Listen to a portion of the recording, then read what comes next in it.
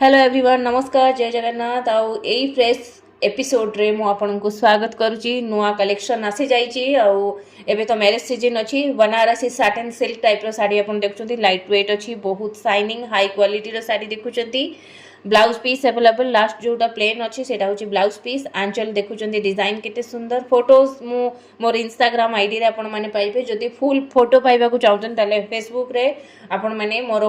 सब फोटो पाइबे full angle रो full photo सब पाइबे साड़ी लाइट वेट अच्छी थ्रेड प्रॉब्लम किछि नाही पार्टी वेयर साड़ी अच्छी लाइट वेट अच्छी आपन माने समस्त कैरी करि परिबे कोनसी इशू नहीं आ बहुत ही सुंदर एलिगेंट लुक आणुची साड़ी साड़ीर कलर कॉम्बिनेशन एतिकी नुहे आउरी बहुत सारा अच्छी बट मो पाखक एतिकी आसीथिला तो मो काम तो मो आपन को निहाती भाबरे साड़ीर रिव्यू ही देबी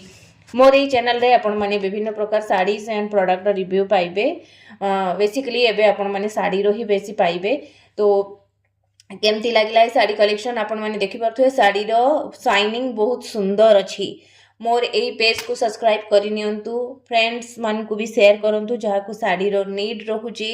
साड़ी देखिबा को चाहुचंती साड़ी परचेस करबा को चाहुचंती बा साड़ी रिलेटेड किछि भी जानिबा को चाहुचंती ताले मो पेज रे आपन को हेल्पफुल हबो